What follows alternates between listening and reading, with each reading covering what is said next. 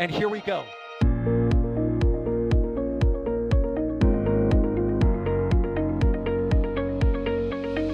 have liftoff. Propulsion continues to be normal. RCPA chamber pressure looks good. Doubling up. Roger, with planet. Water towers fly! Yes! Tango down to nominal. Flighting down to SC off. Bring in SC off. It's orange! Oh my god! Oh my god! Decollage. Put that in the big bag, Tingle. 343 unfolds to go. Indeed. We rise together, back to the moon and beyond. The methane would be igniting in the flare, correct? Yikes. You good? We don't need any more of these.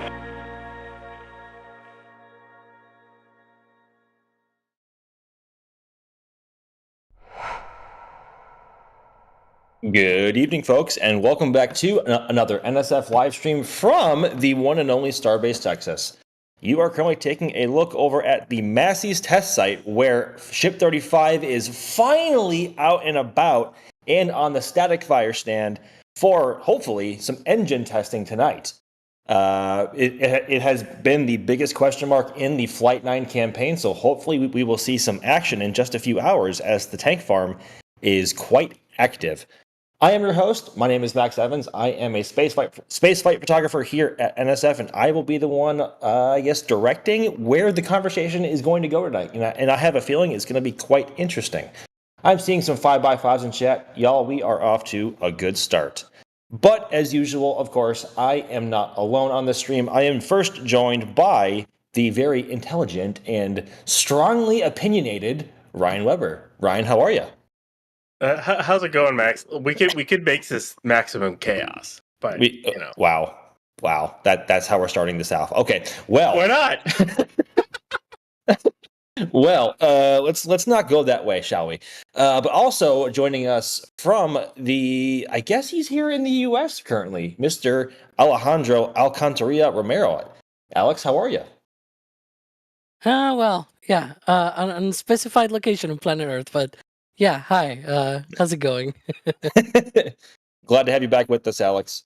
And also in the field for us tonight is Gage and Caesar, both out there getting us views from different perspectives over at the Massey's test site.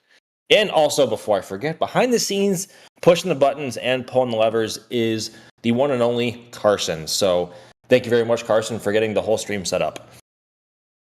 And folks, just as a reminder, the way we do streams here, feel free to tag us in the chat at NASASpaceflight, and we will get to any of your questions, as many of your questions as we possibly can. All right, so what we are looking at now, Ship 35 has finally made its way out of Mega Bay 2, and it is staged over at the Flame Trench over at the Massey's test site. Ryan, what are we hoping to see today? Some kind of static fire. It's one of those things. It's like we don't know what SpaceX has planned. There have been hints that it could be like 34, or it could be like 33. We don't really know what they plan on doing. It's whatever SpaceX thinks is going to help verify whatever possible changes that they've made, or mitigations, I should call them, since the last two failures. So a lot is riding on this ship, and a lot is riding on this test. In fact, I will even say this. I think that is Is that the methane side? I think that's the methane side venting a decent amount. So that's at least some good news there. It's, as always with Massey's, it's kind of a pain to see what's venting, what's not, especially at night. It's like impossible to see any frost in the tanks. So we're patiently watching, trying to go it, and we figured with all the venting we got going on, we might as well go live and talk about Ship 35 and Flight 9. So yeah, here we are, and hoping for some kind of static fire today. Don't know what we're gonna get, but I hope for something. Yeah, hopefully. I mean, Ship 35 has been the biggest question mark in the entire Starship Flight 9 campaign because, of course, SpaceX has already static fired Booster 14 for a second time because, of course, it was flown and recovered during Flight 7. and it will hopefully be the first booster to be reflown successfully in, I don't know, assuming the static fire goes well, hopefully within the next month or so. There's really no way to tell until Ship 35 rolls back to Mega Bay 2 in order to get ready for flight. But in the meantime, we have some stuff going at Massey's. There is a lot to look at and a lot to go over here. I'm going to hit some questions really quickly regarding Ship 35 and its upcoming objectives on Flight 9. From Mercury and Metals, will Ship 35 have dumblinks? I've heard some people say it will and some people say it won't. As far as we can tell, SpaceX wants to repeat the flight objectives and the flight profiles from Flight 7 and Flight 8, of course, because V2 ship has not successfully reached SECO yet in its timeline, and there, of course, are many other objectives to achieve once they get past that before that they get to atmospheric re-entry. Ryan, what do you think? I think it'll have. Dumplings. We've seen more get delivered. My guess is after this test, we could definitely see a launch within. I don't know. Hopefully within the next 2-3 weeks. It could be as quick as 2 or less. There's always that possibility because it spent a lot more time in Mega Bay 2 than 34 did before its static fire, which gave SpaceX the time, heat shield teams the time to do a lot of the experiments on board. It looks like just the actively cooled ones still have to get done, and then some of the tiles around the catch pins have to get finished off as well. And then they have to remove the tiles from all those locations if they're still doing those particular experiments. And after that, it's put the sims in because they're still going to want to test that because eventually they're going to want to launch Starlinks. You might as well use the sims right now. Maybe they'll use the box. Maybe. We'll have to see if they use the box or use the old method they've used the last 2 times. And then roll it out and launch it. Probably of course, single rollout. I'd guess a single stack because both will have its FTS installed by the time it rolls to the pad and they stack. And then, of course, we can't forget the booster. It's going to be its second flight. So there's a lot of cool stuff happening this flight, and I'm hoping for 35 to make it through, but I really don't know what his chances are, to be honest, of actually making it past SECO. So... Yeah, I mean, they haven't really reached that point yet in flight, of course, and there is a lot riding on this flight because they don't want another V2, the third in a row, to re-enter the atmosphere in pieces. This will not be... We don't believe, even though the catch pins are structural on Ship 35, we don't believe that this is going to be the ship that they go full orbital with and go for a catch, because obviously they haven't reached SECO yet, and let alone they can't really trust ship to go into a multi-orbit trajectory, presumably to get to a catch position. So actually that is actually a really good transition into this question from Henry in Space. What do you think will have a ship catch, assuming Ship 35 makes it to the Indian Ocean? Well, at this point, SpaceX really wants to get a ship catches done as soon as possible in order to make sure that they can reach the flight cadence they need to certify Starship for the Artemis program and beyond.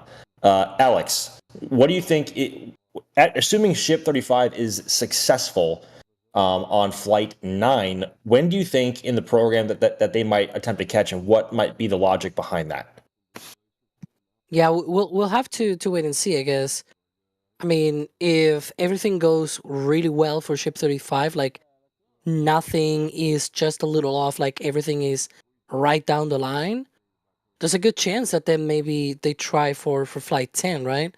We were also, like a few months ago, we were talking about how it looked like maybe the ship will be caught maybe on Pad B on the tower there because of the hardware that's needed. It was a long whole explanation and thing that we talked at the time, but it even looks like now Pad B is also a lot more advanced as well, in being able to receive a ship catch, for example. That will be much more interesting now that it's further along than a few months ago when we were talking about this.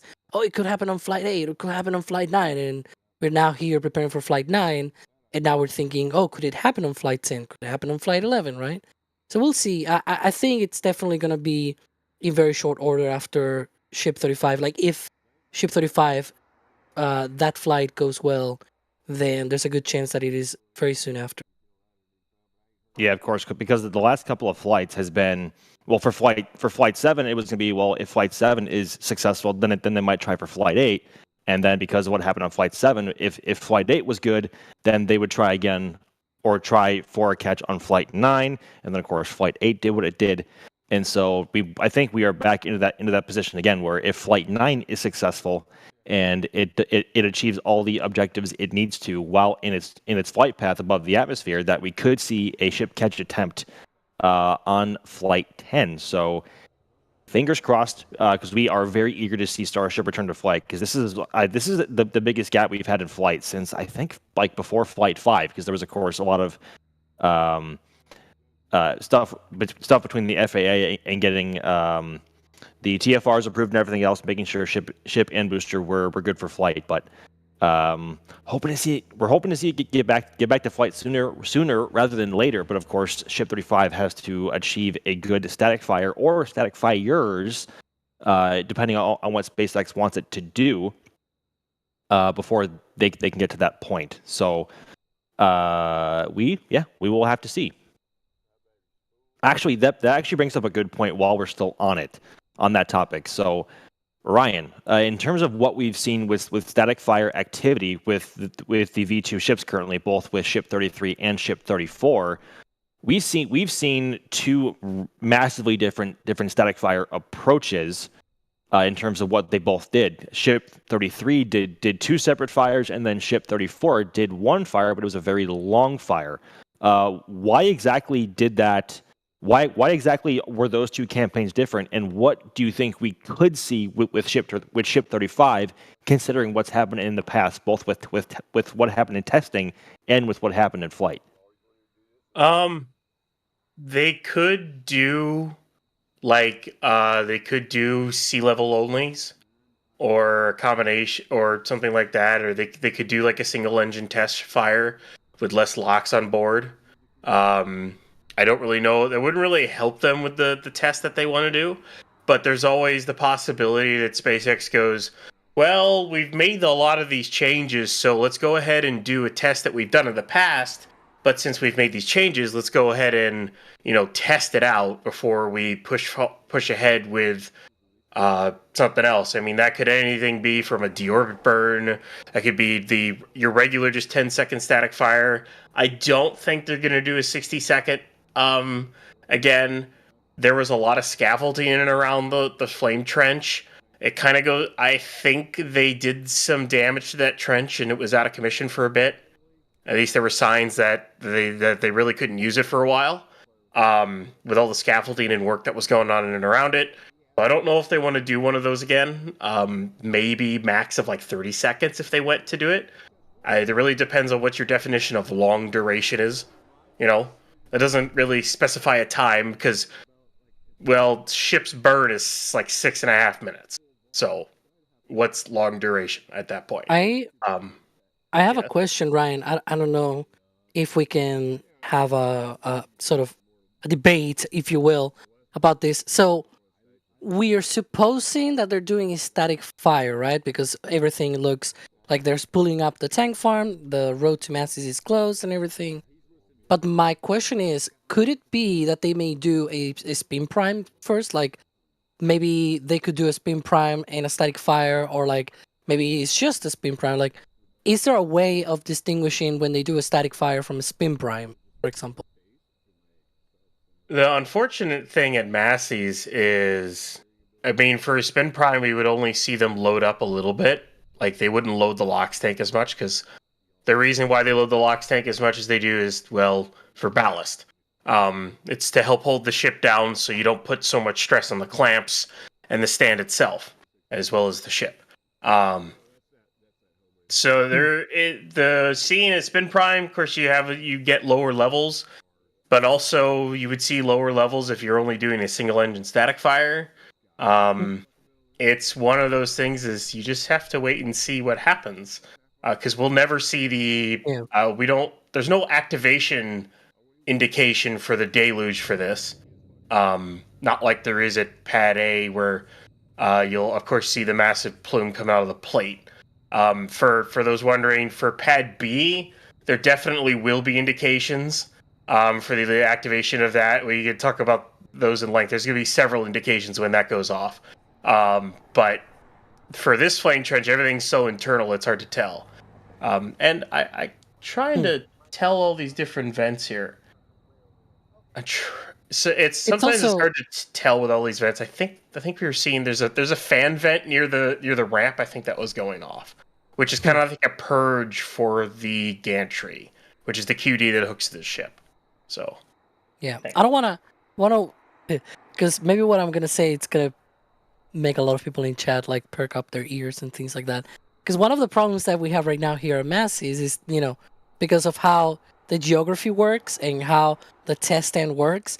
Right now we're seeing most of the ship is just the TPS side, the thermal protection system side, all of the black tiles and everything. So it's really hard to see when there's frost and things like that, because it's like right on the edge, right? You see there a little bit of that, grayish metal on the side of the ship to the right in this view. But that's all that we can see. The only way that we will be able to see any sort of frost once propellant load is well underway is if there was no tiles on it, which would mean something like Ship 26. But yeah, and guess what? One can dream. Ship 26 was the first ship to static fire here. So yeah, it was a ground test. It was a ground test vehicle. Is what it was. That is why Ship 26 is indeed the best ship, folks. It was the very first to break in the flame trench over at Massey's. So, best ship. There's no argument. That is not an arguable point. Sorry, Ryan. The one to truly break in that flame trench, and I mean really break it in, was 34. well, yes, but yeah.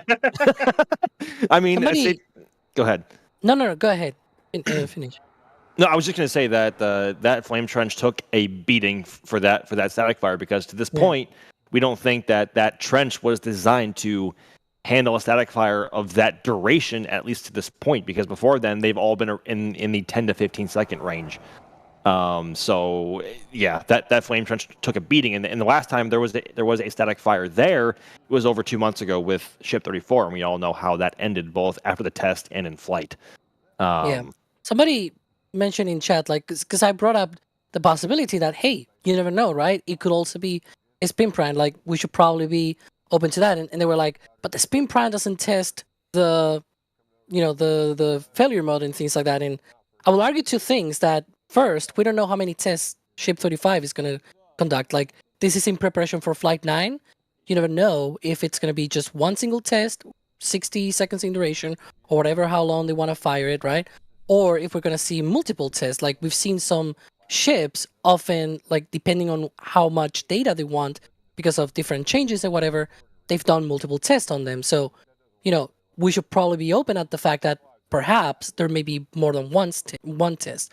We don't know, of course, but that's one of the things. The second one that I will mention, though, is that there's no test that you do on the ground that really tests the issue that they had during flight. So one would argue as well that even doing a 60-second static fire also doesn't really, get into the conditions and whatnot. But that's a whole different discussion, I guess. But I did see that comment, and I wanted to address that because, hey, you never know. Maybe we see more than one static fire test, and I will not be against that, to be honest. Like, more fire, more better, right? I guess, but to a point, unless you want to just completely in the right places. Destroy your flame in the right places, yeah, in the exactly. right places. And all just with what's at stake here with Ship 35, it might be safe to assume that they might conduct more than one static fire test. We have seen it before with Ship 33, because that conducted a 6-engine test for around 10 to 15 seconds in that range, and then they also conducted a single-engine sea level test to simulate an in-flight relight, even though obviously you can only simulate so much in-flight testing when you're on the ground, but that's neither here or there. We have seen ships conduct header tank fires in the past, but that was back over at the old suborbital pads, where Pad B is right now, and that's been a long time since we've seen that. So maybe one other thing to consider, but something tells me SpaceX is going to be very thorough with testing 35 before it gets anywhere near a booster and get ready for flight. There's just a lot at stake here. Okay, while I have a moment, and before we take a deeper look into see if we can see any frost on either the LOX or the methane tank, I'm going to hit some support really quick. RC Horseman gifting 10 Red Team memberships, a name that we see around very often. RC, you're a legend. Chromatic also gifting one Red Team membership to a lucky viewer. Fantastic. And Brandon coming in with a $5 super chat. We are back to Texas tank watching. A question for anyone. When could we have the first potential V3 ship with a V2 booster launch? Keep it up. That is a very speculative and wide open question because, of course, we're still... Ryan, go ahead. I would say that'll never happen. There's no V3 ship and V2 booster because currently we have V2 boosters flying right now. Yeah, I know the naming scheme, but it's going to be V3 ship, V3 booster with V3 Raptor. That's the naming they're going to go with going forward. That's what it is. Yeah. That if you want a good explanation, unless you want me to explain it now, Adrian did a good job on the SPU for that. So go watch the SPU for that one. Yeah. Yes. So, but yeah, in terms we might see the first we should see the first V3 ship before the year's up. Before year's end, I should say. But we don't know exactly what that will be. We think Ship 39 might be the last V2. Ryan, correct me if I'm wrong. But we'll have to wait for official word on that one. Because we've only been able to see what we have been able to see through the windows over at Starfactory on various parts that we can see through the windows. But hopefully V3 ship coming soon. But SpaceX has a long way to go to get V2 where they want it, and hopefully Ship 35 is finally a step in the right direction when it comes to that front.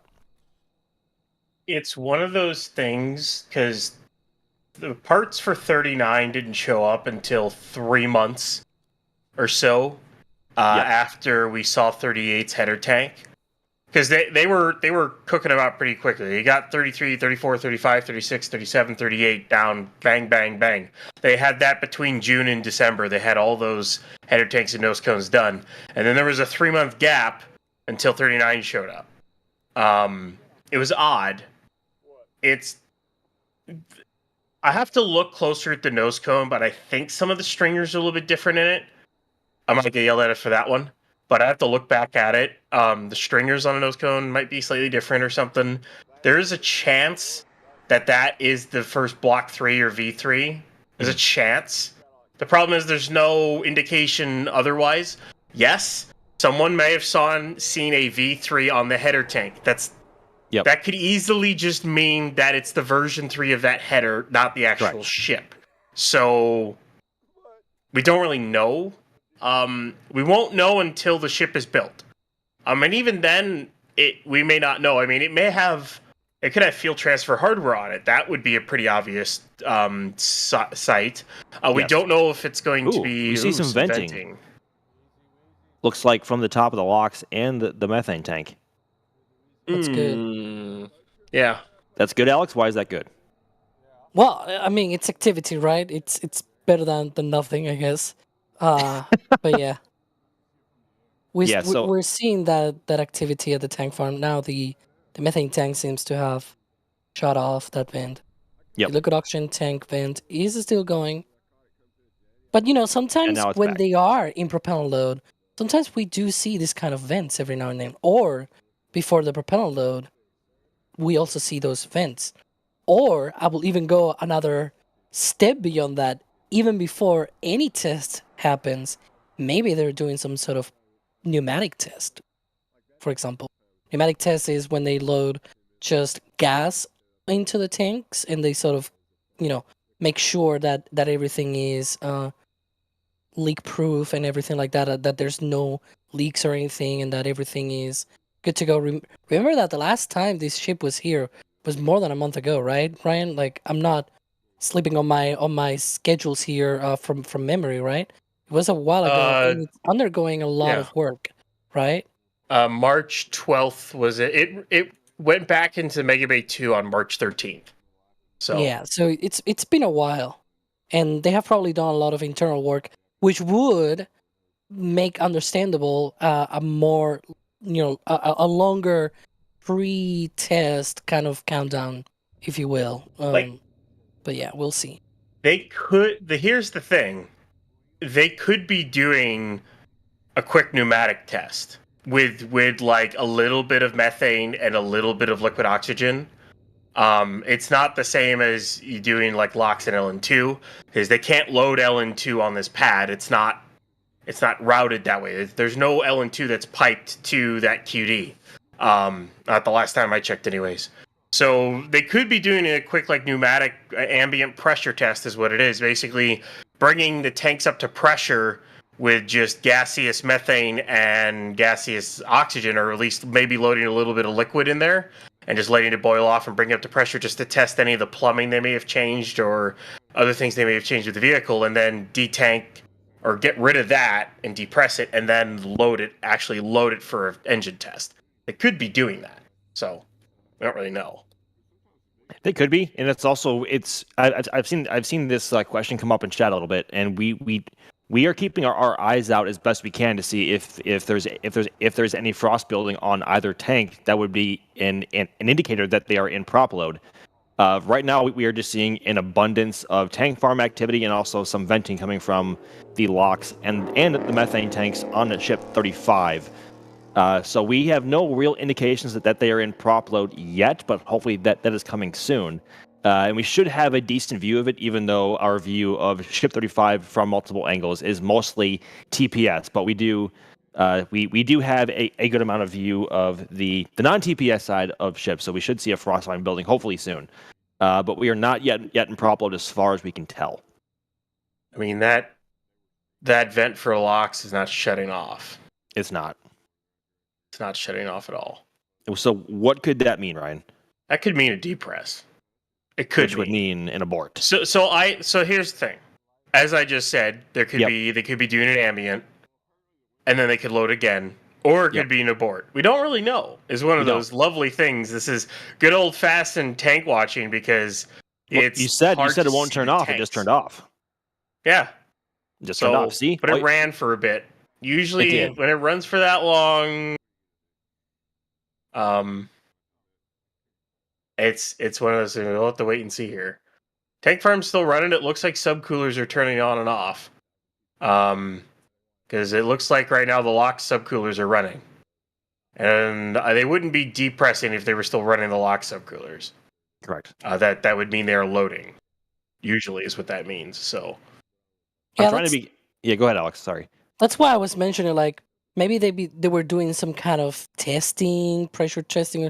Because usually when you see, especially at the launch site, right, when they do this long depress, it's usually like at the end of a test when it's already been loaded with propellants and you're sort of like trying to release all of the pressure on the tanks and things like that. Whereas here, it's obvious that it is not loaded. We have not seeing any frost or even like any indicative of like high level of frost or something like that, right? Like, so it's either, as Ryan said, like maybe just a tiny bit of liquid that's inside to do some sort of pneumatic test, or is something else. But it's like, it's unusual to see a really long vent like that when it's pretty much empty, right?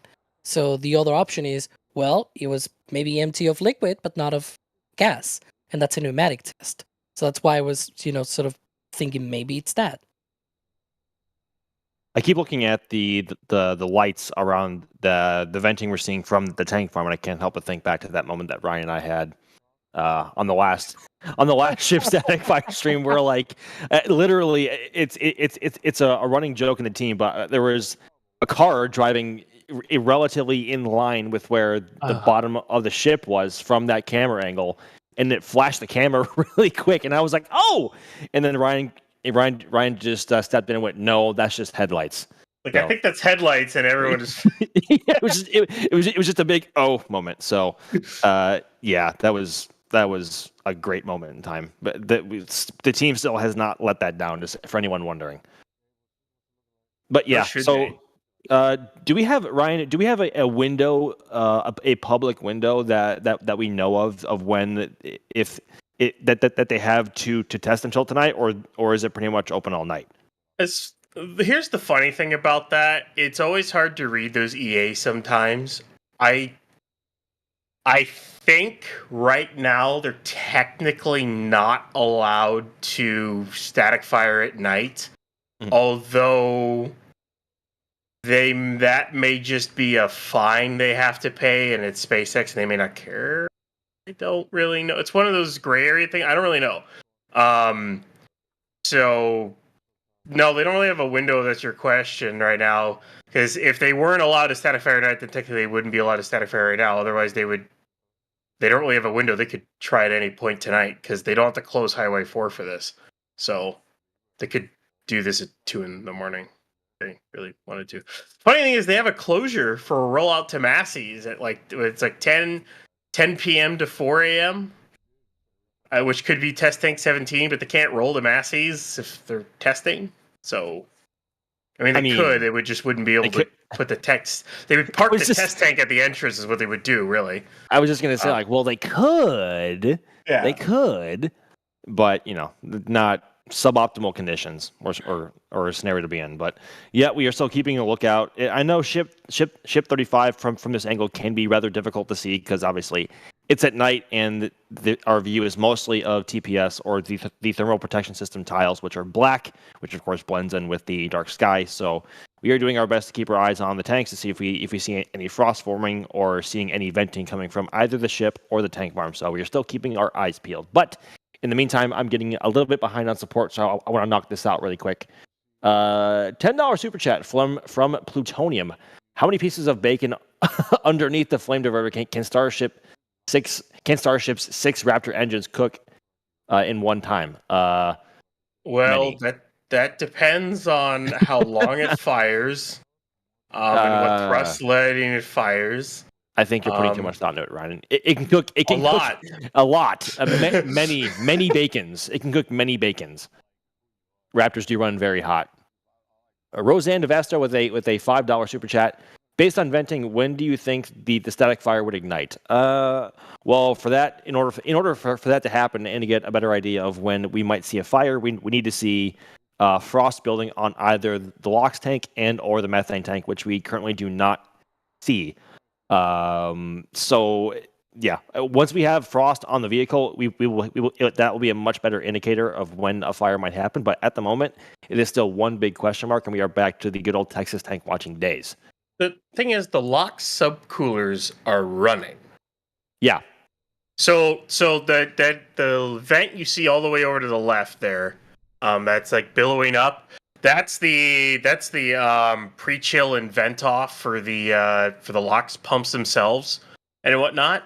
And then if you were to, I don't know if Chris can go to the outpost camera because he can actually see the vent over there. That could be. There's also the there's that vent right there, and then you see the vent that's a little bit in front of it. There's 2 vents there. That's a combination of the vent off for the pumps and the LOX subcoolers going. So they are going. Just they're in spurts. And it seems like. Yeah, and they would not be going if an attempt of any kind of prop load or fire test is off tonight. So we have seen a lot of venting, but those subcoolers are still going. So we are keeping our fingers crossed and our hopes up. And it also looks like there's also a there's like a fan vent that's next to the ramp. That goes off, and basically that's the chill down for the gantry. So all the lines that go to the gantry, the hook up to the QD, the hook to the ship, is piped to that. Last time I checked, I can even double check and look. But basically that goes off as they're chilling down those lines as well. And that's been going off as well. So it looks like they're still in chill down, which is taking a while, I will say. They're taking a while to do it. But with the fact that the ship vented, it means that they did load something. Whether it was, they definitely loaded, either whether it's gas or a little bit of liquid propellant on board, and then it vented and depressed that out. So whether or not that's an abort or whether or not they're going to keep going, which the fact that they've been constantly still venting says they're going to keep going. And then you see them venting it even more. You know, it's hard to tell. It's just it's a big old roller coaster, as it always is whenever we're tank watching. This feels like proper. I mean, I wasn't around here back then, but this feels like proper tank watching days. A very generous 19.99. Is that a 19 pound at 99 super chat from Out of This World? Very generous, saying happy 20th birthday. Thank you to you and the team for all your hard work. You guys keep me company when I'm at work at 90 in the UK time. Long live Ship 26, long March 5, and will Jack have this box? And will Jack have this box for the next flight? Well, yeah, we just celebrated our 20-year anniversary here at NSF, and we could not be more grateful to be around and bringing this very intense and incredible coverage to everyone that we possibly can. This would not be possible without y'all watching and all your support. But I'm a little bit. I feel disconnected. I'm not sure I quite get the Long March 5 or the Jack have his box for the next flight joke. Long March 5 from the Flame Trench. I'm not on the Flame Trench. Long March 5. EJ. I'm not on the Flame Trench that often, so I'm not really sure I get the reference. I'm sorry. I feel so uncultured. I'm sorry. I'm sorry. I'm sorry. You should. Okay. Thanks, Ryan. I appreciate your support. Oh, Jay's yelling at you in the back channel. Of course he is. Jeff Rowe gifting 5 Red Team memberships. And Moldy Space Industries. Moldy, we love you. We see you around all the time. Gifting 1 Red Team membership as well. Thank you very much, Moldy. Jerwa gifting 10 Red Team memberships. Mark Spencer becoming a PadRat member, which is incredible. As well as, oh gosh, forgive me if I mispronounced this. Elizar Castaneda. I think that was close enough. Also becoming a PadRat member. Thank you all very much for all of your support. That means a lot to everyone here and everyone else at NSF. That is huge. Ryan, we still don't have frost on Ship 35, do we? I don't see any. It's getting to that point, you know. It's like, come on, SpaceX, let's go. It's like poke it with a big stick. Like, come on, do something. Do something. Okay, do it. Do it. Do it. Do it. Do it now. Palpatine, do it. Do it. Actually, it's funny you say that because Revenge of the Sith is back in theaters, and I went to see it again. Yeah, I did too. It was amazing, as always. Do it. It's a great movie. I freaking love Star Wars, man. Again, we need to do our sci-fi stream. You know, we got to do it at some point. Doing it, yeah. Do it. I can't stop saying it now. I'm sorry. I should probably answer some questions before we get too derailed. Oh gosh. Question here from Steven. Do you think Ship 35 has a good chance of getting to Sika without any engines outside? Yeah. Well, step 1 is keeping all the engines inside the skirt. I think that's probably step 1. That's step 1. That is step 1. But SpaceX, it's safe to say that SpaceX has really taken their time with Ship 35 in terms of whatever retrofits that they put onto it or mods they've done to any of the plumbing, the thrust puck, the attic, and any part of the ship. I'm sure there isn't a part on the ship that they haven't touched to make sure that its chances of success are as great as possible, especially compared to what happened to Ship 33 and 34. Excuse me. Yeah, and we have been waiting for Ship 35 to roll out to Massey's for a long time. And there has been a big gap, longer than usual, in between flights because SpaceX has been taking their time to make sure Ship 35 is done right, and even more right than Ship 34 was, because they thought that was a fix. And obviously, the results speak for itself. That it still did not make it to Seco, and it failed rather spectacularly. And the last thing SpaceX wants is to have a third V2 ship in a row. Fault pieces over Turks and Caicos and the Gulf of formerly Mexico, now America, but we can avoid that for now. I think I'm feeling pretty good about Ship 35. I know I said I was feeling pretty good about Ship 34, and then obviously whatever happened. But SpaceX has taken their sweet time with it, and because of that, and depending on how these static fires go, I'm feeling very confident. Alex, Ryan, what do you guys think? How you feeling? Before when they were pressing ahead with 35, before they spent this extra time, my answer would have been like 5% that it makes it. Oof. Classic maybe Ryan Weber 5-10%. I didn't think it had a shot. I didn't think it had a chance at all. Because I thought they were gonna rush gung ho, go at it, and then it was gonna blow up again. That's what I thought was gonna happen. They were gonna try to do some mitigations to it and see what happens.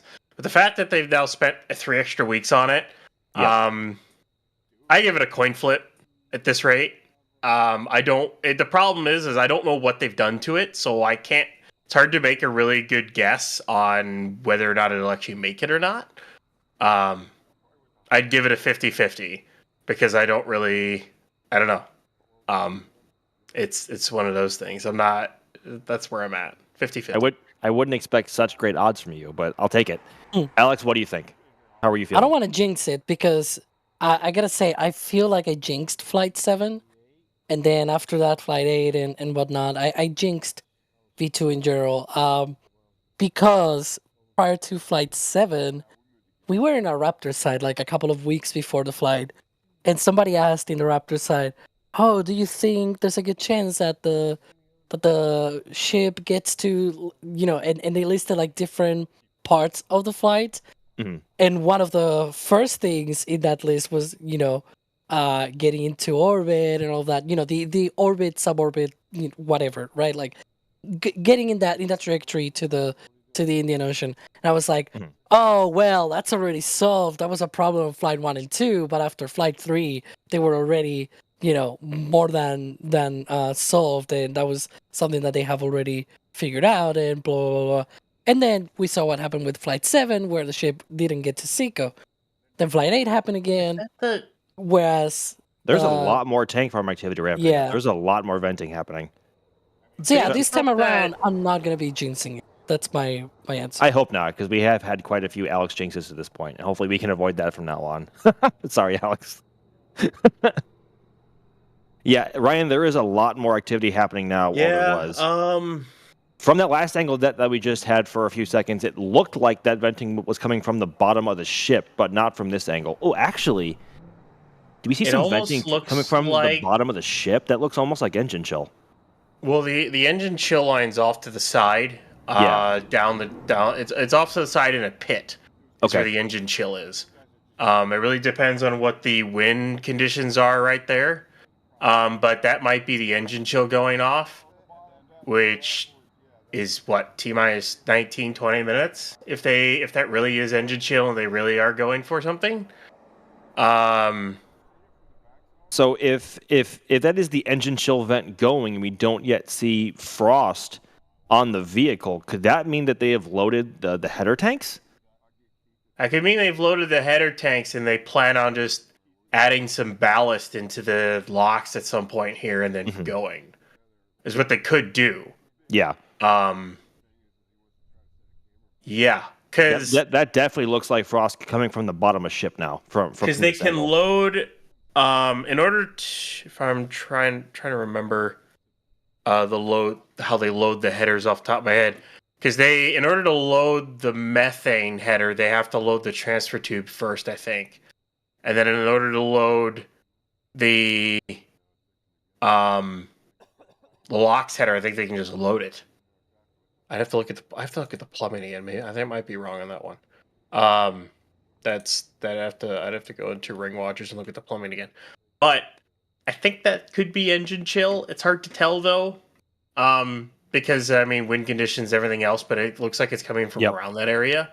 If that's the case, then what? 10:05. If that actually is. But I would be hesitant to give a time until I see frost in the LOX tank. Which is going to be hard to do.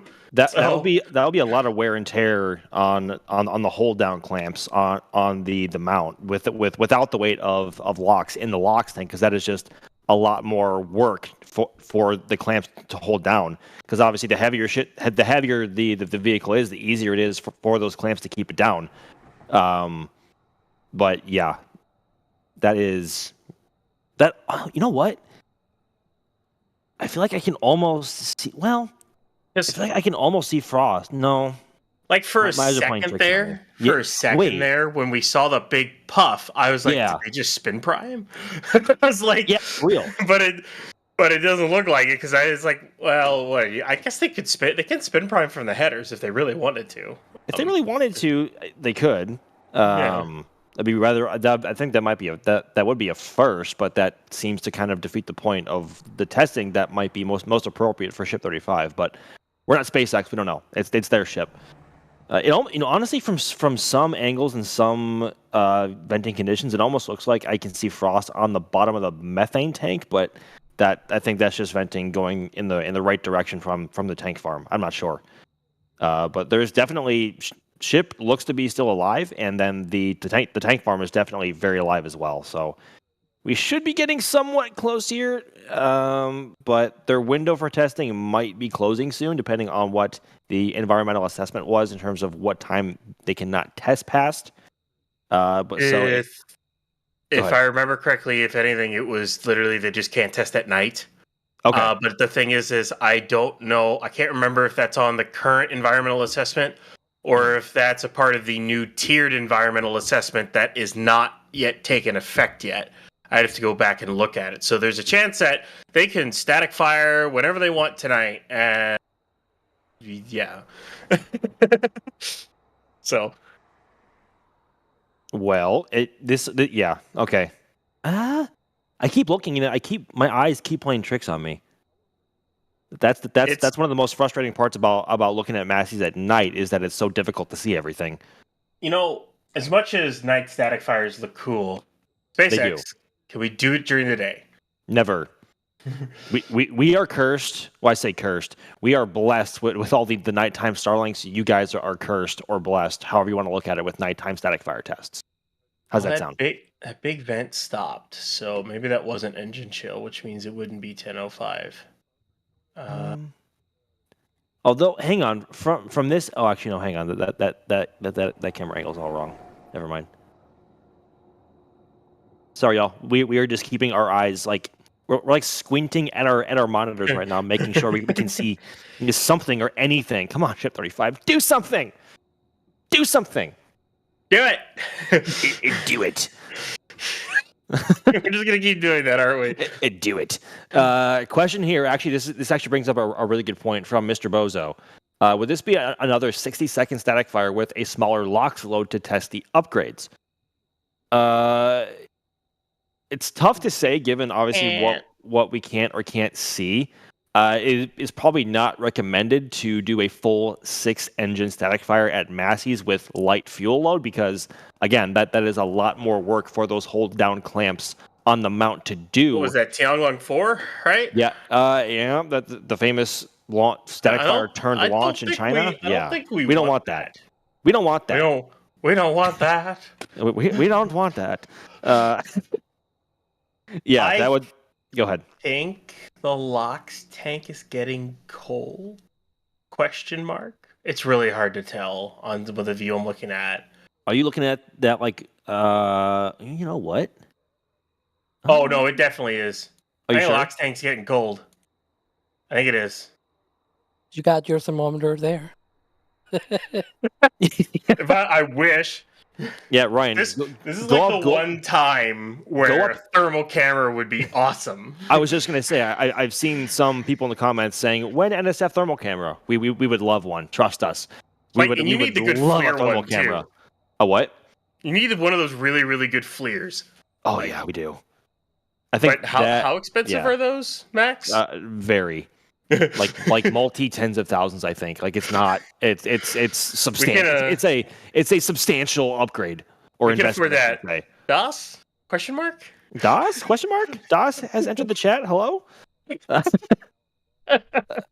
Yeah, but back to the question. It would not be. I don't think we'll see another 60-second static fire from Massey's anytime soon because that flame trench took an absolute beating. And even if you were to load all of the tanks to the levels that they would be at that point in flight that they've had these failures, there's only so much you can do simulating flight conditions on the ground. There is some testing that you can only do in flight. They will do the best they can, but a full minute static fire, I think, at Massey's is off the cards for a while until they give it some solid reinforcement. Because hopefully one day it will also have to stand up to 9 engine static fires when the V3 ships hopefully receive up to 3 more RVACs. You never know. But I gotta say, did you get your tune forks for this? Because we gotta What? measure the the vibrations on this thing, right? Oh yeah, right. The Yeah. harmonics and everything. Yeah, I'll be right there, Alex. I'll be right you gotta there. have the Right tune there. fork for ship 35. Just stick the tuning fork to the ship and see what happens. Yeah. Just walk up the road, say you're part of the red team, and then just walk up to it. Yep. It's fine. What could go wrong? For legal reasons, that was a joke, everybody. Please don't try this at home. I keep looking. Our eyes are, it's just a curse of doing this at night. It's so hard to tell anything. Ryan, do you see anything? This strobe light show from the lights plus the clouds is really, really messing with everything. What's on screen right now? It's kind of stop moving, clouds. Pesky clouds. They're looking at the one camera view I had. I think there's condensation in the LOX tank. It's just really hard to see it filling because it's just really, really hard at this point. We hope that's what it is. Fingers crossed. Fingers crossed. Cross your toes. Cross your fingers. Cross everything. The one I was saying before could have been an abort. I mean, they're clearly still going. I mean, I'm seeing the methane and the LOX subcoolers turning on and off, so they're clearly loading. Or at least getting ready to. Yeah. They're going. So they're going somewhere. They're doing something. Wait. What? Wait, is that frost on the methane tank? You see that? I think that's frost in the methane tank. That's got to be frost in the methane tank. Ooh. Do we have frost in the methane tank? Oh, that definitely is frost on the methane tank. Definitely frost. Let me go back. That's going up fast too. You see that? That's going up so quick. Now, if this cloud will clear, maybe we'll see some frost on the bottom of the LOX tank as well. Yeah, that's absolutely frost. Yep, we got frost. Yeah. Did you just AB it? Yeah, that's definitely frost. It's going up quick too. Yeah, that's going up very fast. I can't really tell on the LOX tank. I mean, they could. I don't know. The view I'm looking at it may be really, really hard to tell. They could already have 3 rings of frost in the LOX tank for all we know right now.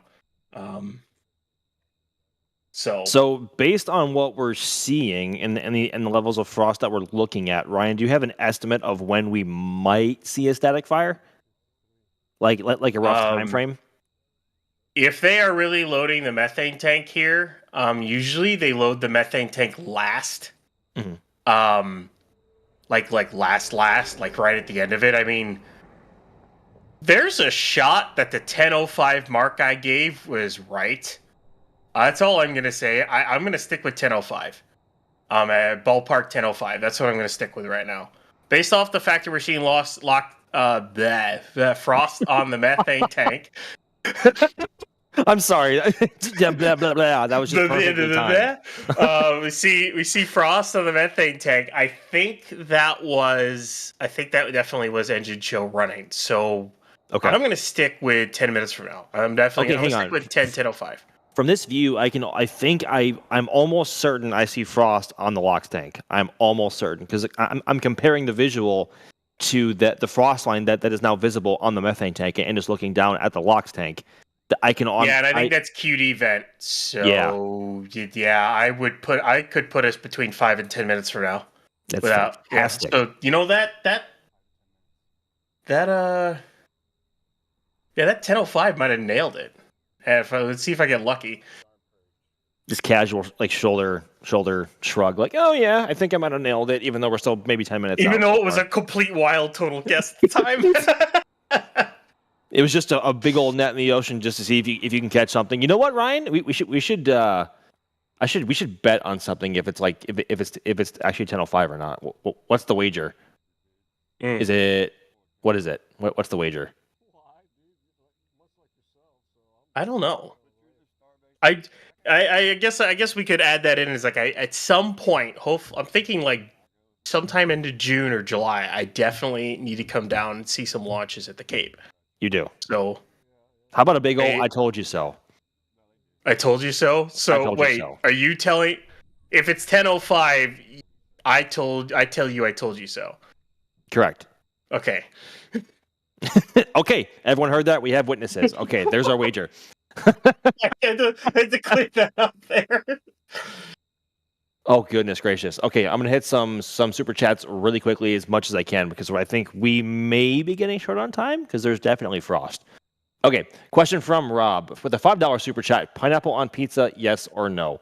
Absolutely not. I'm not asking for Alex's or... Okay, Ooh, that's I'll take no. Lot of I'll take frost. No. What? That's like 2 rings. On the methane tank there? Is it? Yeah. Is it that frost or like condensation? That's gotta be frost. That's frost. That's gotta be. Okay. Wow. These night tests are really weird on the eye, so that's why I was asking. Yeah, visuals over the masses at night in Starbase can be kind of rough, so we are doing the best we can, folks. Holy crap. From Astro95 Media, $20 super chat. Happy 20th NSF. Keep up the solid work. Good luck, Ship 35. At third time's the charm. We sure hope so. Astro, that is enormously generous. Thank you so much. Rosanna Vastro coming back with another $10 super chat. Huh? I'm in Florida. When can I catch some sleep? Alex, isn't the frosting a gauge to the guesstimate static fire timing? Well, it depends. We were saying right before that, it looks like it might be 10:05. I mean, it's definitely going to be soon, right? They usually load and do the test soon after. Let's hope for no holds or anything like that, right? But I think if you go to sleep right now, you may miss the test, though. You just might. Yep. Yeah. Stay tuned for maybe like another 30 minutes. I'm sure it's got to happen within the next 30 minutes. I think I know what they're doing.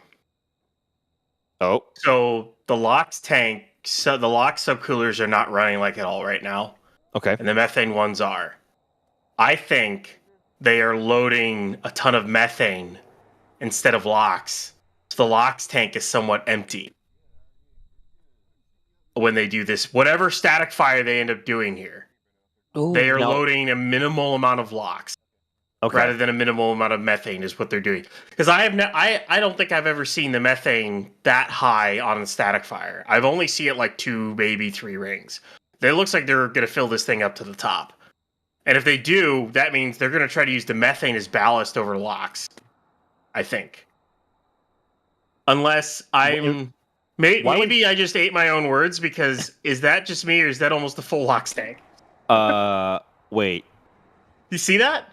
Yeah, I do. You might be right, Ryan.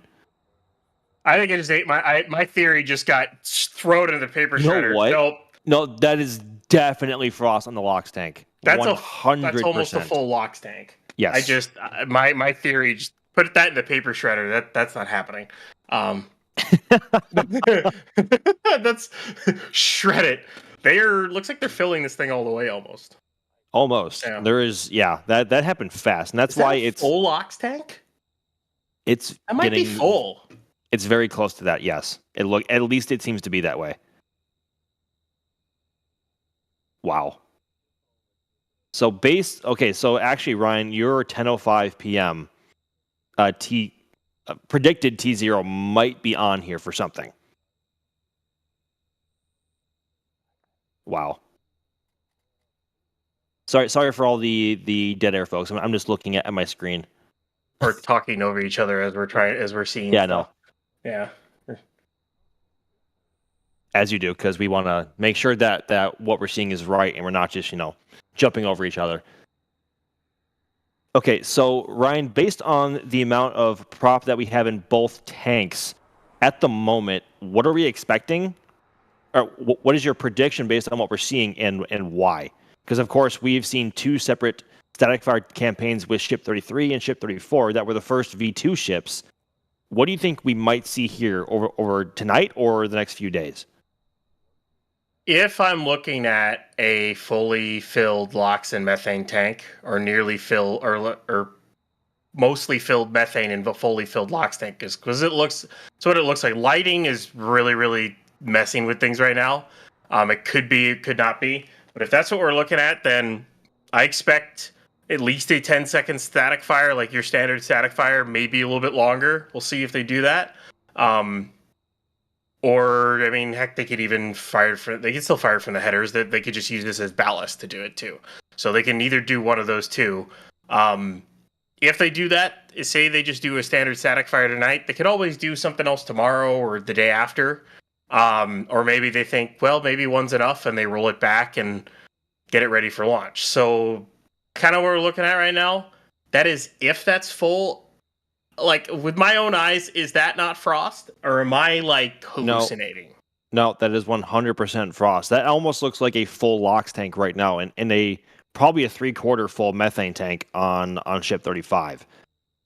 So, assuming they go for a 6-engine test tonight or a 3, do you think, obviously we don't have a direct view of the flame trench or a view of directly into what engines might be firing, but based on the flashes that we might see, are we going to be able to visually tell what engines are firing?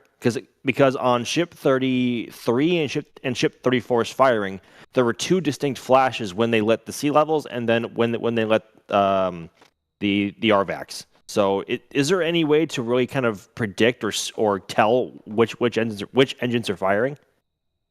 There won't be really any way to tell until SpaceX sends out a video. I mean, we might see 2 flashes for the ignition of the ignition of the centers and ignition of the RVACs, or sometimes they do the RVACs then the centers.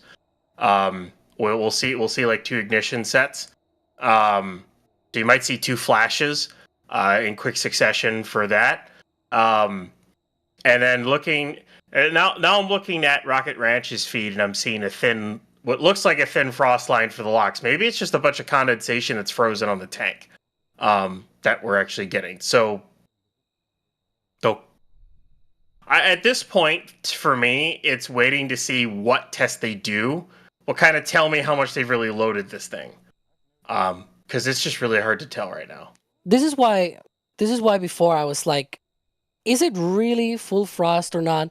Because sometimes we've seen in this test that, especially at night because of the lights, you see the tank getting cold first, and then you see the frost.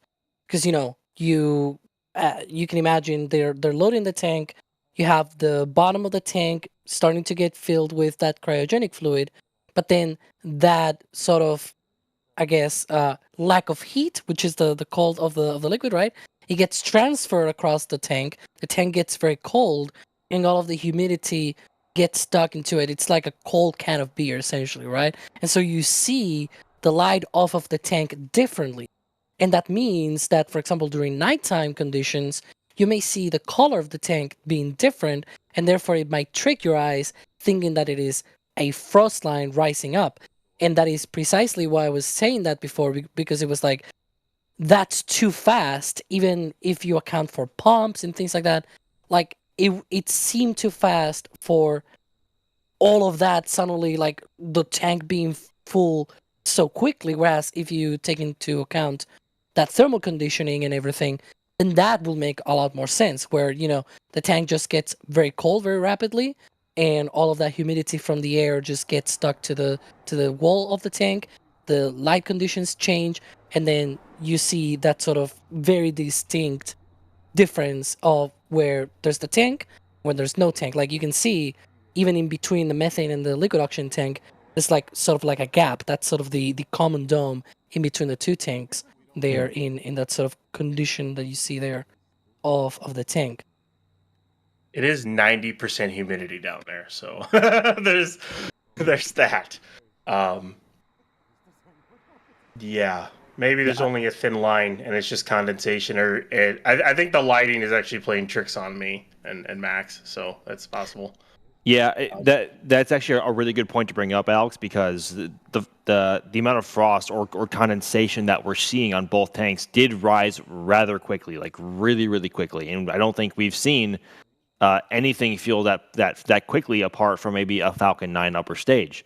And that's the same effect that we're seeing with the either super cold gases inside the tank meeting the super warm and humid air in South Texas. We have a very similar atmosphere here in Florida, and we see a bunch of frost and condensation building up on rockets that fly from here that use cryogenic propellants. Like I think it's every single rocket here flying, like Falcon 9, Atlas 5, New Glenn. We all see frost on all those tanks because that is the super cold temperatures of the propellant meeting the super warm, humid Florida air more often than not. And so that would explain why we're seeing what we're seeing. But yeah, on the Rocket Ranch camera, go ahead. Sorry, go ahead, Alex. You can now see there.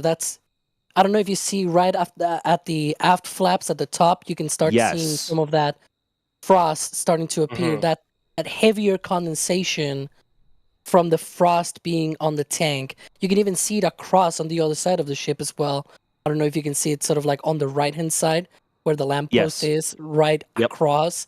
You can also see it on the other side. So that frost is starting to rise now, and you'll notice, there's a very rapid and very quick distinction between what you see there, that condensation. It's very thin. It's a subtle change on the lighting conditions of the tank versus the thick frost stuck to the tank, right? Like that is a much more thicker. You see a lot more venting, like actually like those clouds that are running across the screen right now from the tank farm.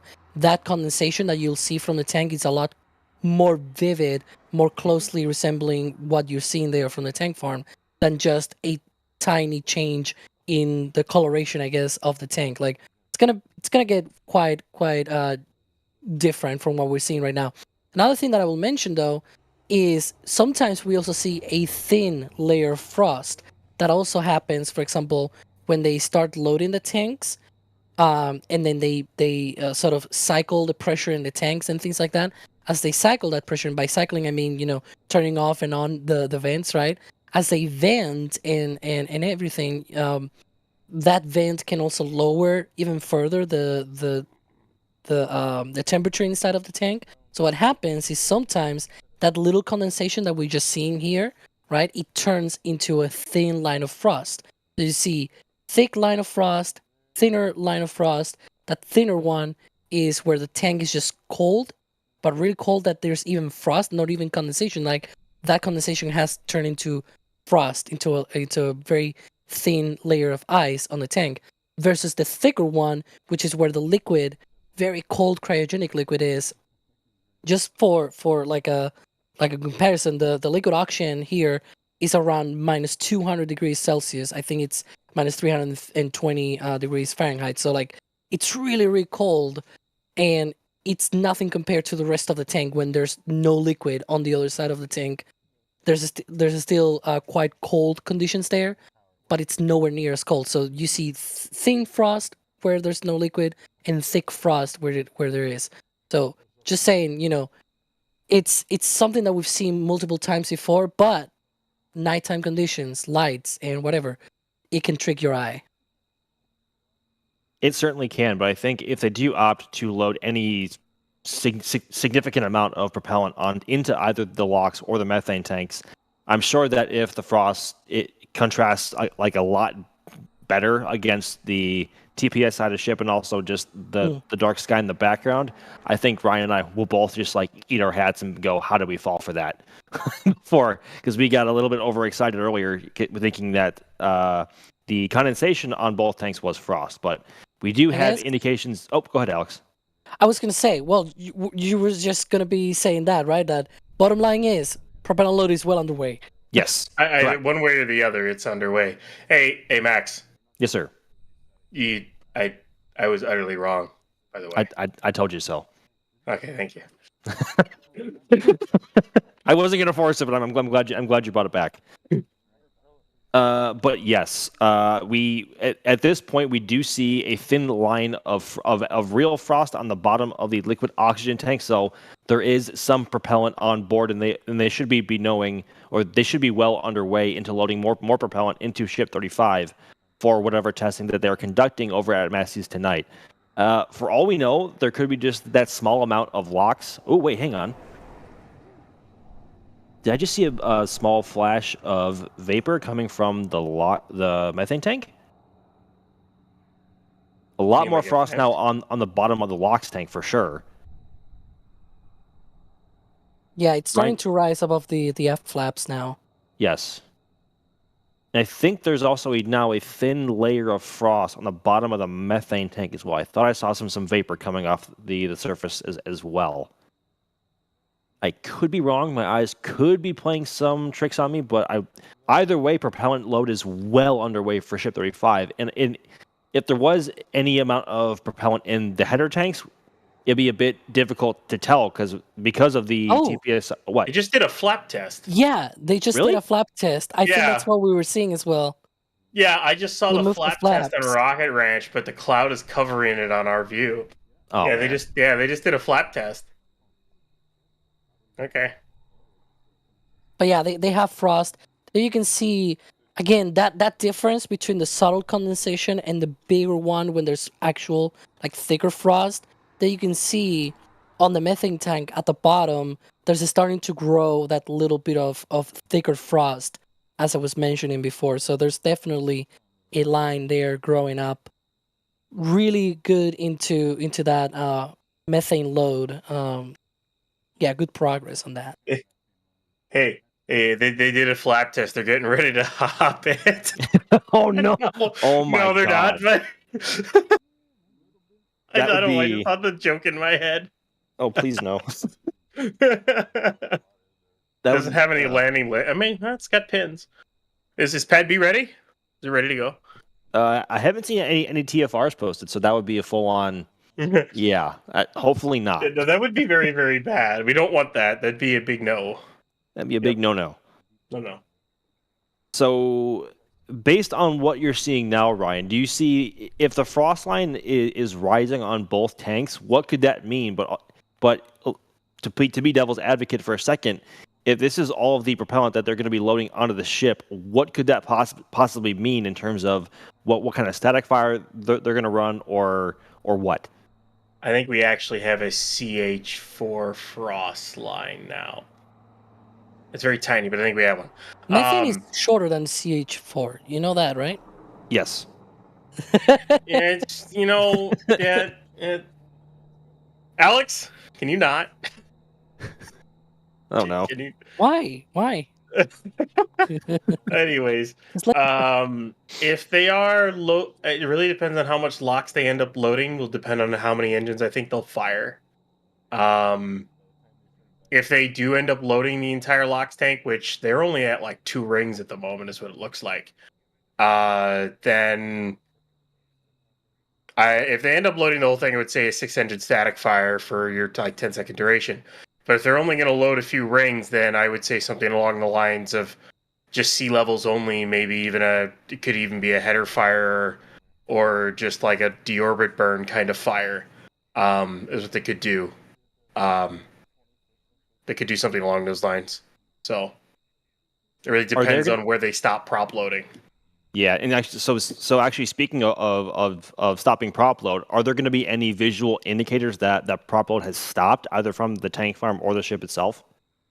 The big vent you see running, most of those big vents will basically shut off once prop load is done, because that means the subcoolers aren't really working anymore. They're not cooling. They're not cooling propellant or chilling it down, basically. So basically the valves shut off, and so they stop flowing liquid nitrogen through the heat exchanger systems of the subcoolers itself. So it's basically what they do, because it's going through a cooling loop. The nitrogen goes in, interacts with the methane or the liquid oxygen. It chills that down, and then they basically just dump the LN2 overboard. They dump it out in exhaust because it gets heated up after you're basically doing a heat exchange, so you're exchanging thermal energy between the two. You're chilling down one, and then you're warming up another, and you dump the LN2 overboard is basically what they do. That's all the venting you see right now. They're just dumping liquid nitrogen, maybe a little bit of liquid oxygen from vents, just out. So that being said, to play devil's advocate to that point, are there going to be any indicators that they may? This is purely speculation. This is not what we actually think. But if they were to abort tonight's testing for whatever reason, what would be the biggest indicators of that situation? Vents would stop. These vents would stop on the subcoolers, and most of the vents on the ship would just open, and they would do a depress, and then they would detank. Is what they would do. So. Yeah, Alex in the that's basically what they would do. Alex in the back channel just typed out that they had to spook us with the headlights first. Really, yeah, Alex? that must be one of the processes before. So when did we first? I guess the question is when we first saw frost. I need to look back to see.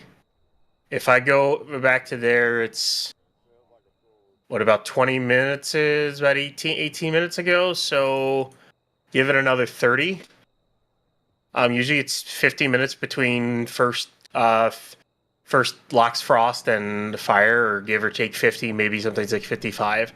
So if we're in that range, so 10:45, 10:45 then would be my estimate, which means engine chill starts in 10-15 minutes, give or take. Okay, because I'm trying to look really closely now at both tanks. It doesn't look like the frost line is getting any higher on both. So they're either wrapping up prop load, or I'm not exactly sure. The lighting over at Massey's tonight, it's really difficult to tell at night. I'm trying to look rather closely. Subcoolers are still going strong. Yeah. You got venting out of the water deluge system. I'm seeing venting out of that. So usually that, I'm trying to remember when that starts up, but that's when you want to start building pressure through the heat exchangers and tanks before you're going to activate the deflector. So yeah, I forget the timing on that one off the top of my head. So we should be getting a little bit closer now to some hopefully static fire engine testing in hopefully roughly 20 to 40 minutes, hopefully on the closer side. That's all speculation, but there is propellant on board Ship 35, so they are either going to continue on with their testing, or we'll have to see what happens in the next few minutes. Let me hit actually a really good question here from Mike Gardner really quick while we have the time. As Tower A is catching Booster 14, will Tower B chopsticks emulate the process? Ooh. Maybe. Because they also have to program and calibrate the chopstick system in order for it to be able to catch a ship. We still really have no real answer in terms of if they'll catch both booster and ship on the same tower, or catch booster on one tower and catch ship on the other. Is that venting I'm hearing, or is it a car driving by? It might be a car.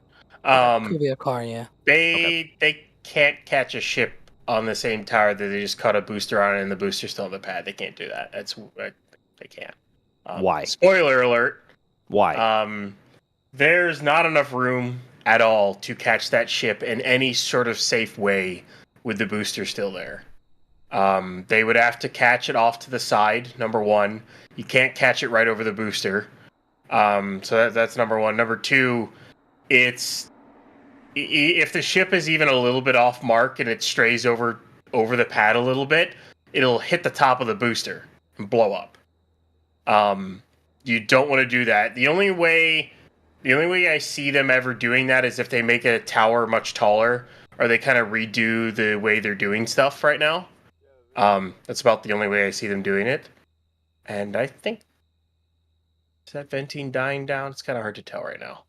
It looks like it. Yeah. So I guess this is good news.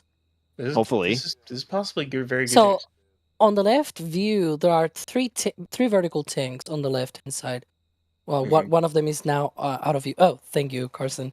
And so is that the deluge tank farm? Like, what part of the tank farm is that? The vertical one all the way in the back, the left one, that is the upgraded LN2 tank for the deluge. For the nitrogen, right? The pressurization. Yeah, it's for the system? nitrogen. Yes. Okay. Yeah. The two vertical ones right there, that are next to it, those are both methane. Actually, if you look all the way over to the left, you'll see two horizontal tanks sitting there. Those are for capacity increase. One's going to be a methane horizontal tank. The other one's going to be an extra LOX tank. So basically, they'll be able to fill 3 vehicles at once at there. They'll be able to fully fill a ship with methane and LOX on the static fire stand. They'll be able to fully fill a ship on the cryo stand and fully fill a booster on the booster stand if they really wanted to. Is with once with that increase. So. Which would be awesome to see 3 vehicles at the same time at Massey's. I hope we see it someday soon, but yeah. I was seeing some little venti, like it's just a tiny vent in between those 2 vertical tanks, the ones that are closer together. I was like, ooh, what's that? There's certainly a lot less venting over there now than there was even just a few minutes ago. So we could hopefully be wrapping up prop load here in just a few minutes. Which is interesting. Go ahead. I was going to say, if this is the end of the prop load, isn't it too little of propellant on the ship?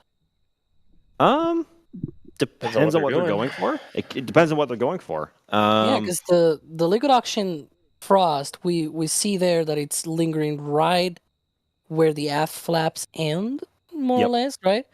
And the methane tank, the frost, is like just a thin line there. There's definitely frost on both tanks, but it's not as much as we've seen in previous tests, or am I imagining here? No, you're definitely right. Yeah, there's a lot less than we normally see for a full 6-engine test, which could mean that they're doing either a single engine or a firing of just the sea level Raptors with potentially the header tanks, because there certainly is not enough prop on board the ship to weigh it down for a full 6-engine test, let alone for 10 full seconds. Ryan? Yeah, no, looking at the AB testing, I don't think the LOX has risen much in the last 10-15 minutes.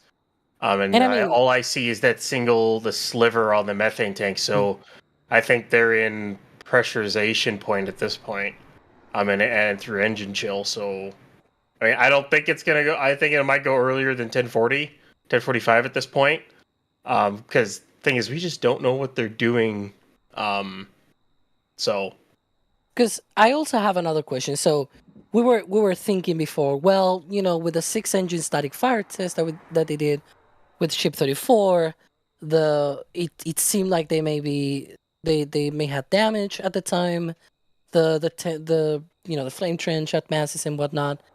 So my question is, what if they still do that, but they do it another time and they're doing something different today?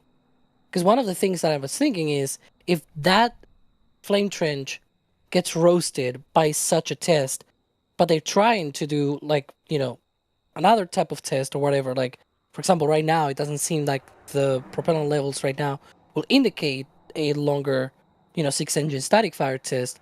But if they were to do that, then you wouldn't immediately be able to do other kinds of tests. You know what I mean? Like, imagine they were trying to do multiple static fires or a spin prime and then a static fire. Like, the first thing that you wouldn't do will be to do the test that wrecks your flame trench, if you can imagine, right? Mm-hmm. You will try to leave that as the final one, so that then, okay, yeah, sure, it got a little bit wrecked, but we have time until the next ship comes around, because that's going to be Ship 36. Might be a couple of weeks, 3 weeks, a month from now, until it's ready to static fire. So we have time. You know what I mean, right? I mean, hopefully. I don't know of any deadline that SpaceX has to hit before they have to call off testing for a night, for at least static fire testing for noise and environmental reasons. But hopefully, I mean, there's certainly there's a lot less venting around the tank farm as a whole now. I think Gage and Caesar in the field were reporting a prolonged vent coming from, I think they said it was the ship. A long vent from the ship under these conditions usually would indicate that things are not going well for testing tonight. And Ryan, why would that be? Like, that could be a depress. The thing is, I didn't really see a vent is the thing. Unless I completely missed the fact that they ran a vent for... Because when they do a depress, they run that vent for like a solid minute or two. Yeah. To fully take all the pressure out of that tank. So, but they do seem to be in it feels like a hold, if anything. Because they... subcoolers have died down a lot. The levels aren't rising. So I don't really know. It's one of those things is I don't know at this point. I did not see a full depress vent, but yeah, if they heard it, I mean, there wouldn't really be anything there that would create a really, really loud vent other than a full depress, because the tank farm's not going to make that kind of a noise. At least not that tank farm, as far as I know. Yeah, I think it's also worth noting that at least from this angle, we weren't able to see any previous venting, but we were from Gage's angle just around 30-ish minutes ago. I think also they're also saying that there were some people that were coming to watch the test that have now unfortunately left the scene, which would be an indicator that testing may be off for tonight. They are just located off of Highway 4, kind of by Massey's, outside of the road closure, so they are safe where they are.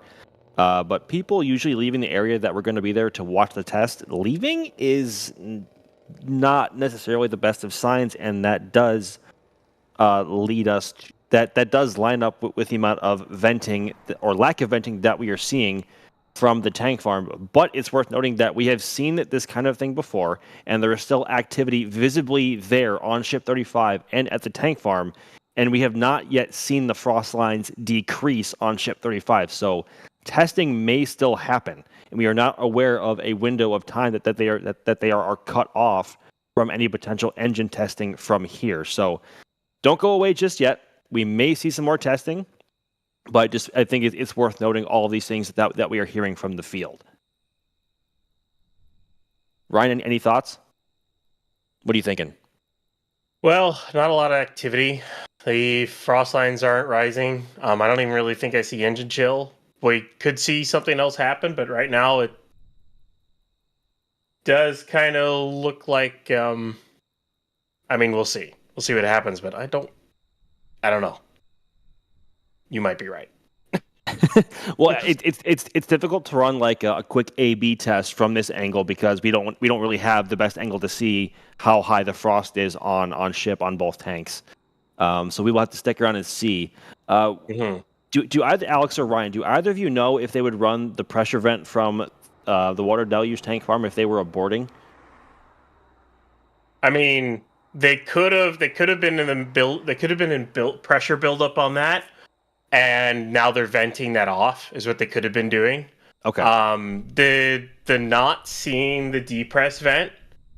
Now that would be from the other side of the ship because that's where the main depress vents are, is on the other side of the vehicle from what we're looking at this moment. So if those actually happen, we wouldn't know because we really wouldn't see them. So that's where that comes into play, is like maybe we just didn't see it because it's on the other side of the ship. So right. But yeah. Yeah, if only it was missing all of its thermal protection system, and we can actually see clearly how much frost is in both tanks. No more. Hey, we might get a ship 26 variant of ship V2 or V3. You never know. Have faith. I mean, the only close thing is going to be a depot. A depot or the HLS. True. Which I guess they look somewhat inspired by Ship 26. So long live Ship 26, I guess. Rest in peace, Ship 26, or PSIS, since it was recently scrapped.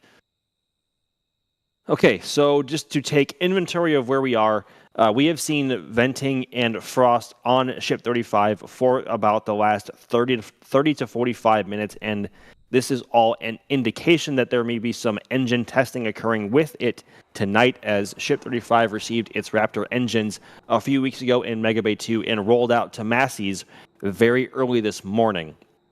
So, and this has been the biggest question mark in the entire Flight 9 campaign. Booster 14, of course, has already static fired. It is in Mega Bay 1, getting its final touches ready for flight. It should almost be ready at this point. And this will be Booster 14 will be the first booster to refly in the Starship program. But we have been waiting to see any further testing or movement from Ship 35 in Mega Bay 2. That its testing campaign has been the biggest holdup in the entire Flight 9 campaign to this point, as we have seen nothing that before tonight, as SpaceX has been taking their sweet time with any additional fixes or retrofits with anything they need in order to increase the chances of success for it during Flight 9 and not end up like Ship 33 or Ship 34, because the last thing SpaceX needs is to have a third V2 ship and the third in a row not make it to SECO or have a bad outcome. Ryan, speaking of Flight 9, regarding changes compared to Flight 8 and Flight 7, are we aware of anything that's changed or known about how differently the flights might be? As far as I understand, it's going to be a carbon copy of what they were trying to do the last two flights, which is possibly bring the booster back. That's still kind of up in the air considering it's a reused booster. That's a little bit of a question mark. But ship, same trajectory, get it into space, probably do an engine relight, try to do some Starlink sim deploys, and then go for re-entry. It's basically what they're going to try to do. It's going to be a carbon copy because it's the systems, they still need to test these systems on Block 2 of ship that they haven't tested yet. Yes. So, and Block 2 of ship is 2.5 months away from being a year old since they started stacking 33, and it hasn't gotten past SECO. So, yeah. Cross your fingers. You sound so full of hope, Ryan. Cross your fingers, everyone. You sound so full of hope for the outcome of Flight 9. It's honestly inspiring. But we just in general changes and differences between the flights is the biggest. I think for different reasons, both Ship 35 and Booster 14 are in the limelight for this flight, as Booster 14 will be the first Super Heavy booster in the Starship program to be reflown, and Ship 35 will hopefully be the first V2 ship to make it past SECO and complete its in-flight objectives. There is a lot of eyes and attention on the Starship program right now because of the past two flights, and SpaceX really needs this one to go well. So they have been putting a lot of time and a lot of effort to make sure that the odds of success for Ship 35 are as high as possible. And we unfortunately, we don't have an exact insight as to what changes have occurred or what retrofits have been made. And hopefully SpaceX will either elaborate on that in the coming days or weeks before flight on social media, or they probably will also on their live stream whenever the launch day eventually comes, hopefully sooner rather than later, because we do miss Starship flights pretty badly. All right, while I have a moment here and while we are still waiting for testing to occur at Massey's, I'm going to run through some support because there is a lot to get through, and I feel really bad for getting behind. Lords of Random with a $5 super chat, Revenge of Ship 26. I hope that day comes soon.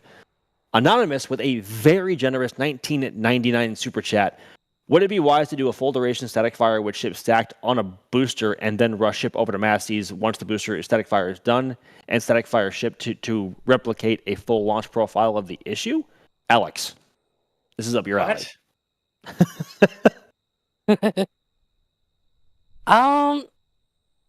There's no... So, a full duration static fire with the ship stacked on the booster. Okay.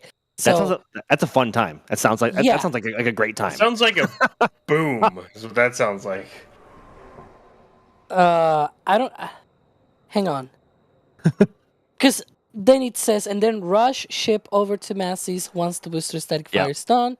So when it means full duration static fire, it means the booster, a full duration static fire You know of a what? I super heavy think booster I think that's with what a ship on they were top. getting at. Yeah, I think Anonymous was referring to a booster static fire while fully stacked at the pad with ship.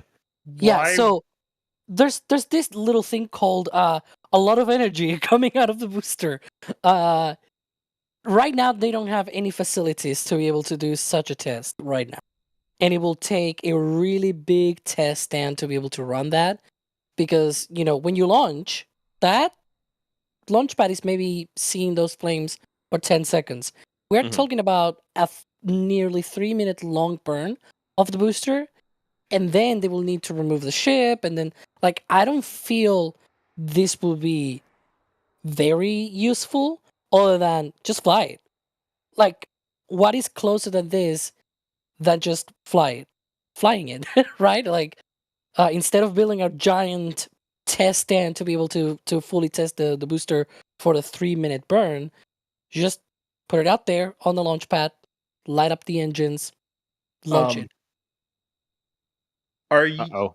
Ryan went the firing full stacking? Okay, so what you're suggesting here, as I'm just gonna play this in my head right now, gosh. is stack the full vehicle, fuel it, fire the booster for. Okay, I don't know why you need to fire the booster. Then destack it with fuel on board and roll it to Massey's and fire it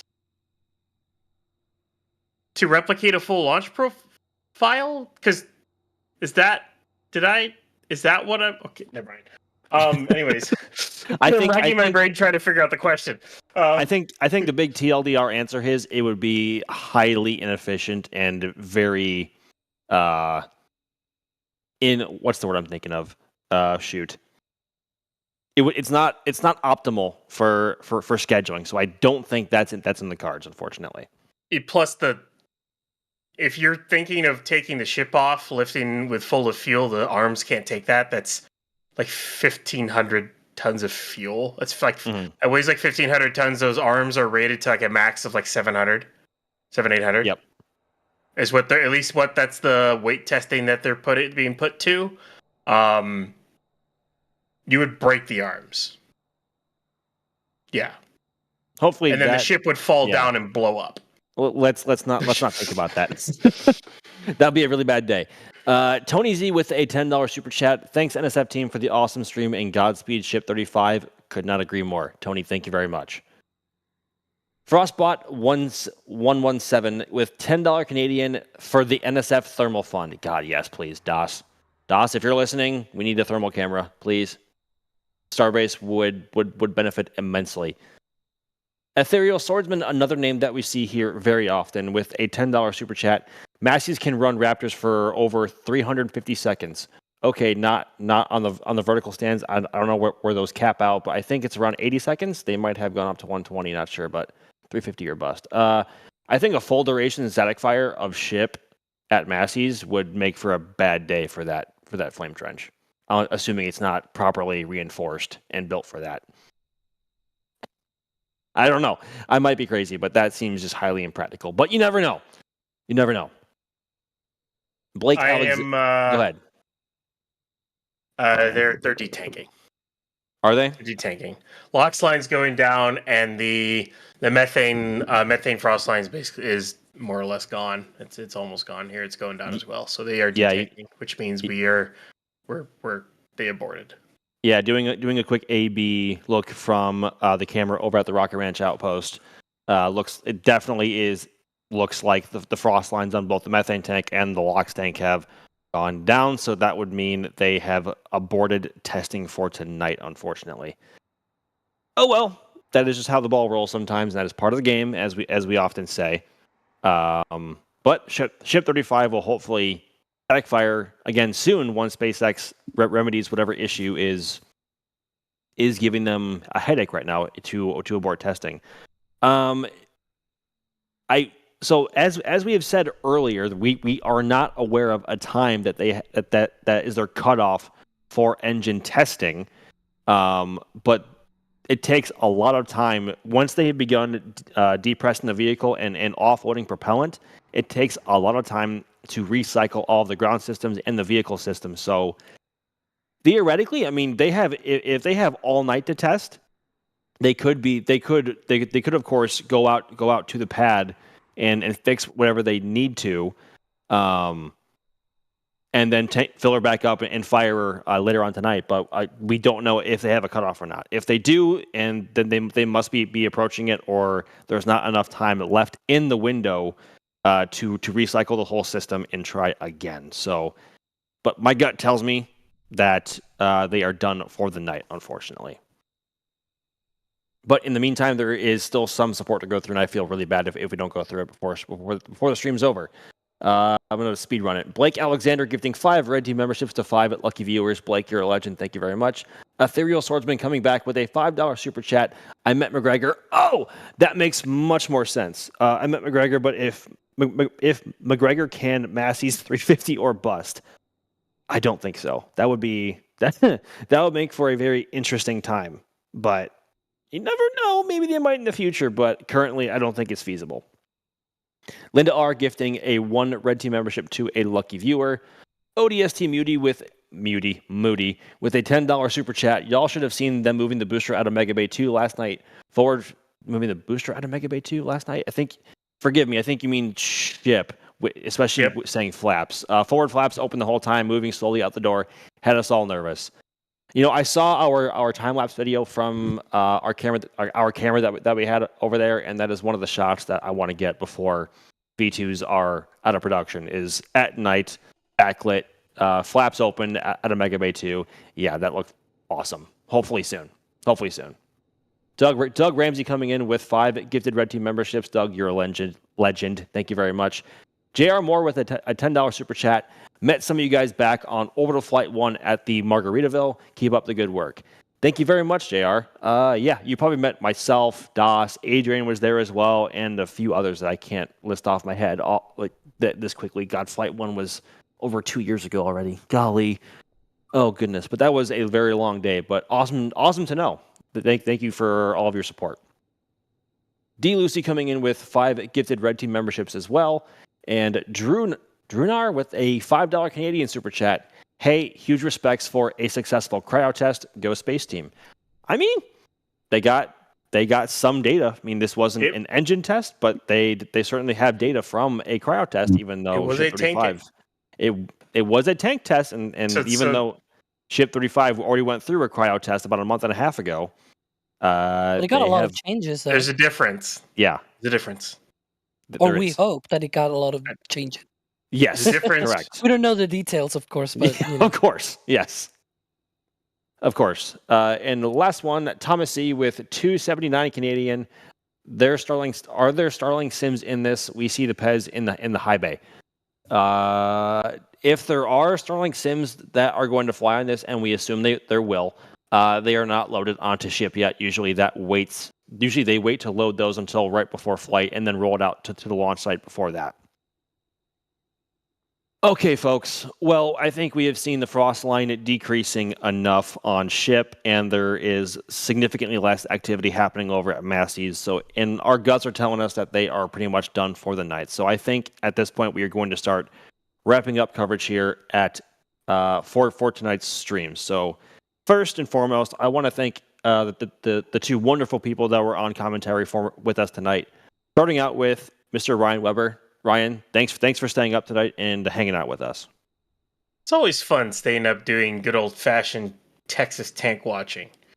I mean, you know, and especially us looking like, well, at least me looking like an idiot, thinking it's a full tank and it's just condensation because my lighting is messing with my eyes, and Alex is here to tell us we're dumb, or at least me. But yeah. I mean, last time I had the headlights, and this time you had the condensation, so I think we're even. I think we're even. Does that make us even? Headlights was funnier, though. Headlight was funnier. It's the curse of Massey's testing. That's true. And also on commentary with us tonight was Alex. Alex, I know you're not feeling the best, but I want to thank you very much for toughing through and coming to hang out with us tonight. Yeah, thank you. It's always a pleasure, and it's fun to hang out with you guys. Absolutely. And also in the field for us were Caesar and Gage, having cameras in the field to make sure we had these views of Massey's. And behind the scenes, pulling the buttons and pushing the buttons and pulling the levers was Carson.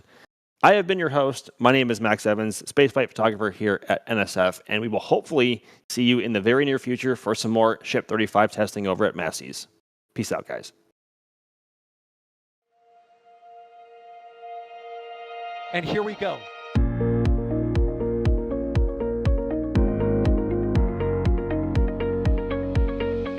We have liftoff. Propulsion continues to be nominal.